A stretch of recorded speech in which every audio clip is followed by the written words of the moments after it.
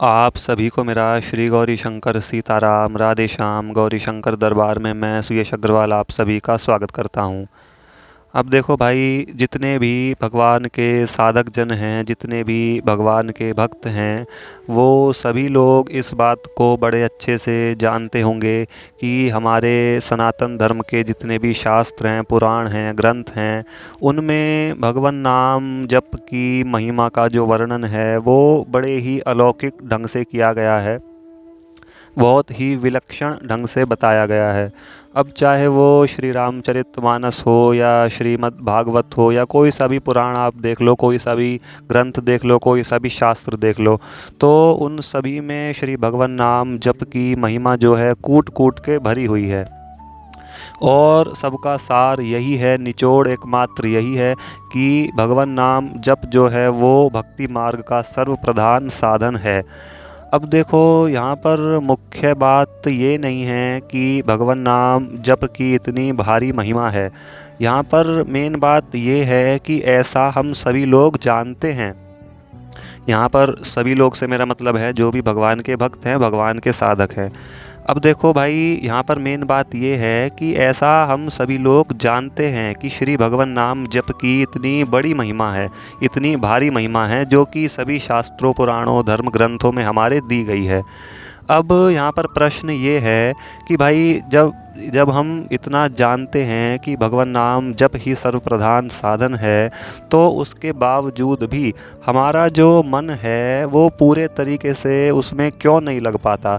हम मतलब कि पूरे प्रेम और ध्यान के साथ भगवान नाम जप में ही क्यों नहीं प्रवृत्त हो पाते, बिल्कुल एकदम ही पूरी अनन्य निष्ठा के साथ नाम को क्यों नहीं पकड़ पाते।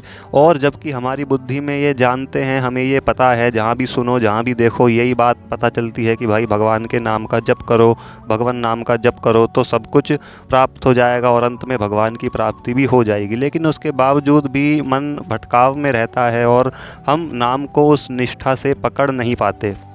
भाई देखो, ज़्यादातर तो ऐसा ही होता है। तो उसका उत्तर ये है कि हमारी बुद्धि जो है भगवान के भजन के मर्म को मतलब कि पूरे तरीके से ध्यान से समझ नहीं पाती है। भजन के महत्व को हम लोग समझ नहीं पाते हैं। मतलब कि भजन करने की कितनी महिमा है, इस चीज़ को हम लोग समझ नहीं पाते हैं। हम क्या समझते हैं भजन की कितनी महिमा है, मतलब कि भजन का प्रभाव कितना है। देखो, ध्यान से समझने की कोशिश करना, बड़ी गहरी बात है। हम लोग नाम जप की, नाम की महिमा को समझ पाते हैं, नाम की महिमा हमारे को सुनने को मिलती है, समझने को मिलती है। लेकिन नाम जपने की, भजन करने का जो मर्म है, उसका जो महत्व है, वो हमारे समझ में नहीं आ पाता है। और इस चीज़ का उत्तर ये है कि जब तक मनुष्य पर भगवान की पूर्ण दया ना हो, तब तक भजन के मर्म को हम लोग नहीं समझ सकते। अब देखो, बड़ी गहरी बात है और थोड़ी मतलब अचंभित सी करने वाली बात है। ध्यान से सुनना, तब आपको समझ में आएगी। आप कहोगे भाई ये कैसी बात है, भगवान की दया तो सभी पर है, और बल्कि भगवान की दया पर यह कम आधारित होता है, जबकि मनुष्य की खुद की लगन पर यह ज़्यादा आधारित होता है। दोनों का ही प्रतिशत, परसेंटेज की भगवान की कृपा भी होनी चाहिए और हमारी लगन भी होनी चाहिए। लेकिन यहाँ पर बात ये आ जाती है, यद्यपि भगवान की दया सभी पर है, लेकिन हम उस चीज़ को पहचान नहीं पाते हैं। उस चीज़ को पहचान नहीं पाते हैं तो उसका पूरा लाभ नहीं ले पाते हैं। हमें ये पता ही नहीं रहता है कि हाँ भाई, इस चीज़ में ये भगवान की दया है। और जब हम उस चीज़ को समझ नहीं पाते हैं, पता ही नहीं चल पाता है, जानकारी नहीं होती है, तो उससे हम फ़ायदा नहीं उठा पाते हैं। फ़ायदा नहीं उठा पाते हैं तो हम उस चीज़ के मर्म को, महत्व को समझ नहीं पाते हैं। उदाहरण के तौर पर, बिल्कुल सटीक उदाहरण है, ऐसे समझो कि किसी व्यक्ति के यहाँ घर है, उसके घर के नीचे गड़ा हुआ धन है। अब भाई, ये इस चीज़ की उसको जानकारी नहीं है, उसको पता नहीं है, तो वो उस चीज़ का लाभ नहीं ले पाएगा। वो उस धन का फ़ायदा नहीं उठा पाएगा, क्योंकि उसे पता ही नहीं है। धन तो वहाँ पहले से ही है और वो व्यक्ति भी है, लेकिन उसको पता नहीं है। अब वो उस धन का फ़ायदा, उसका लाभ कब ले पाएगा, जब कोई उस धन को, मतलब गड़े हुए धन का कोई जानकार व्यक्ति उस व्यक्ति को बताएगा कि भाई तेरे घर के नीचे पैसा गड़ा हुआ है, धन गड़ा हुआ है, तू उसको निकाल ले। तब उसकी बुद्धि काम करेगी कि अरे, मेरे घर के नीचे इतना सारा धन गड़ा हुआ है। फिर वो परिश्रम करेगा, दिमाग लगाएगा कि भाई किस तरीके से मैं इस चीज़ को कर सकता हूँ, इसको मैं कैसे निकाल सकता हूँ। परिश्रम करके वो निकाल लेगा, गड़ा हुआ धन उसके पास आ जाएगा, उसको तब लाभ मिल जाएगा। अब देखो यहाँ पर समझने वाली बात ये है कि वो व्यक्ति भी पहले से था, वो धन भी पहले से ही घर के नीचे था, लेकिन फ़र्क क्या था, केवल उसको पता नहीं था, उसको जानकारी नहीं थी, उसको ये बताने वाला कोई नहीं था कि भाई तेरे घर के नीचे गड़ा हुआ धन है। यानी कि उसको उस चीज़ का महत्व ही नहीं पता था, उसको उस चीज़ का मर्म ही नहीं पता था। वो चीज़ उसके पास थी पहले से, लेकिन उसको पता नहीं था। अब ठीक इसी उदाहरण को उठा करके हम अपने विषय पर ले चलते हैं।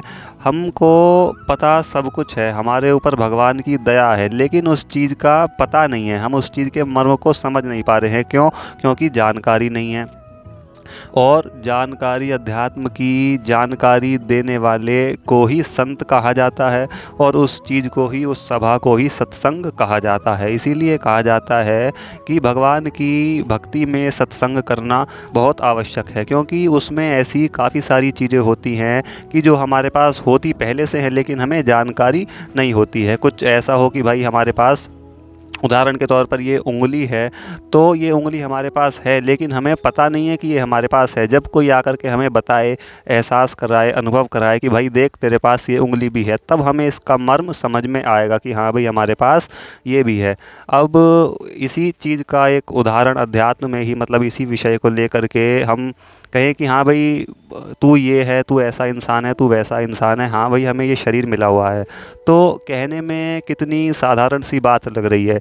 लेकिन यदि हम सत्संग में जाएं, आप सत्संग सुन कर के देखना, इस चीज़ को बहुत ज़्यादा विशेष बताया जाता है कि हाँ भाई हमें ये शरीर मिला हुआ है कि तुम मनुष्य हो।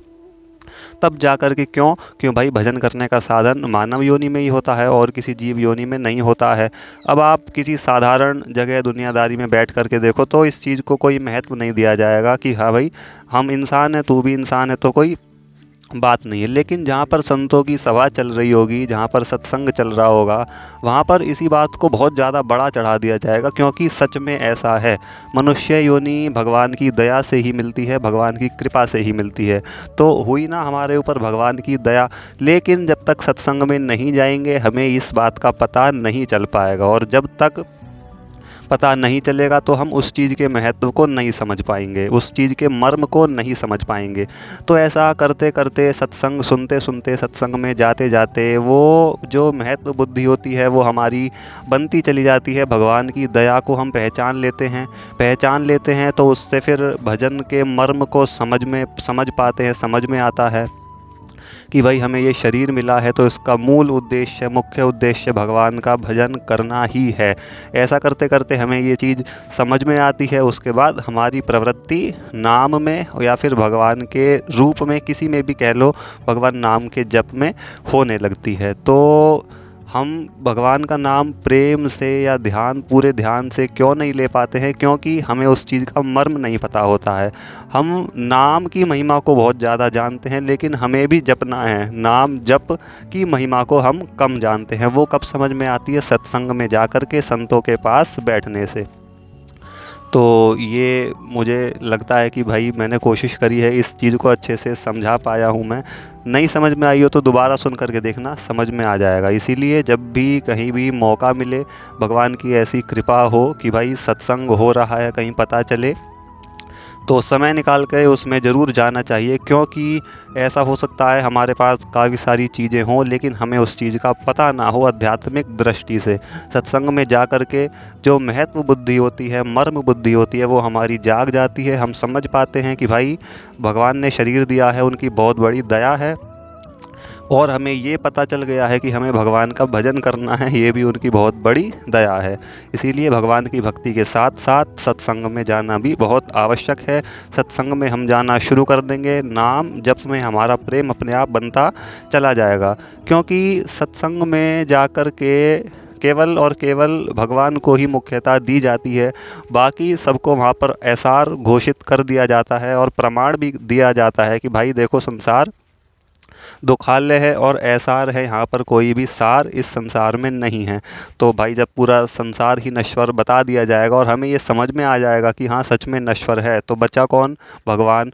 इसीलिए तब भगवान में हमारी महत्व बुद्धि बन जाती है और हम भगवान के भजन में हमारी प्रवृत्ति होने लगती है। इसीलिए भाई जब भी मौका मिले भगवान के सत्संग में जाने से नहीं चूकना चाहिए। तो चलिए फिर मिलते हैं ऐसे ही किसी विषय के साथ। सभी को श्री गौरी शंकर सीताराम, राधे श्याम।